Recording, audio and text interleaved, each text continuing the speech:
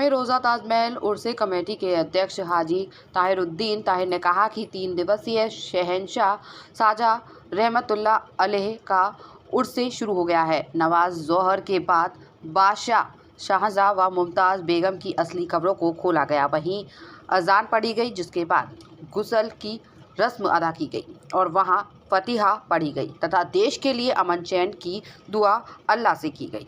हाजी ताहिरुद्दीन ताहिर ने बताया कि शहंशाह शाहजहां के उर्से में मुशायरे का भी आयोजन किया गया। वहीं मिलाद शरीफ तथा कव्वाली का आयोजन भी किया गया।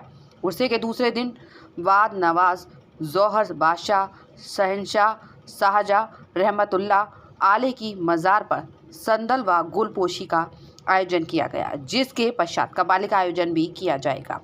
बादशाह शाहजहां के 3 दिवस उर्से मुबारक में 3 दिन निःशुल्क ताजमहल के अंदर एंट्री की जाती है। वहीं उर्से के तीसरे दिन सुबह से निःशुल्क ताजमहल किया जाएगा और दोपहर 2 बजे हिंदुस्तान की सबसे लंबी चादर की सतरंगी चादर बादशाह शाहजहां के मज़ार पर चढ़ेगी। इस बार सतरंगी चादर 1560 मीटर लंबी है। हाजी ताहिरुद्दीन ताहिर, प्रेसिडेंट खद्दाम ताजमहल उर्स कमेटी। आज ताजमहल का क्या प्रोग्राम था? आज ताजमहल का पहला दिन है उर्स का। 6, 7, 8 को 3 दिन तक प्रोग्राम मनाया जाएगा। आज गुस्ल की रस्म अदा की गई है। गुस्ल की रस्म जो होती है, गुलाब जल केवड़ा आते ही लोगों से उससे स्नान कराया जाता है। उसके बाद चादर चढ़ाई जाती है। उसके बाद 2 तारीख को संदल का इंतज़ाम किया जाएगा। संदल चढ़ाइए, संदल के बाद कव्वाली होंगी, फातहा होंगी, पान खानियाँ होंगी।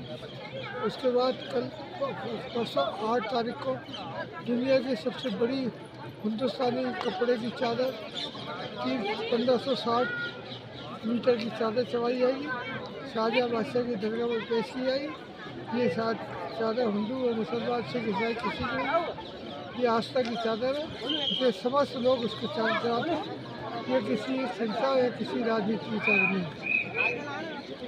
ये 8 तारीख को सुबह सनराइज से लेकर सनसेट तक ताजमहल पूरे वर्ल्ड के लोगों के लिए निःशुल्क है।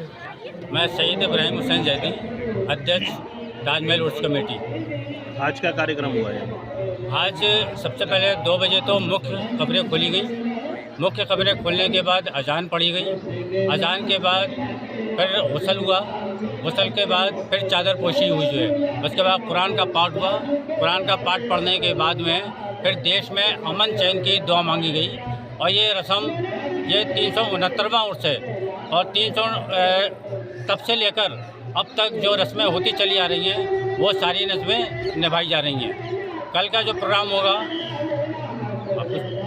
कल का जो प्रोग्राम है उसमें संदल चढ़ा जाएगा। संदल के बाद कव्वाली होगी। कव्वाली के बाद फिर फातहा होगी। उसके बाद मुख्य कब्रें बंद कर दी जाएंगी। परसों पुनः फिर मुख्य कब्रें खोली जाएंगी। कुल शरीफ होगा, कुरान खानी होगी।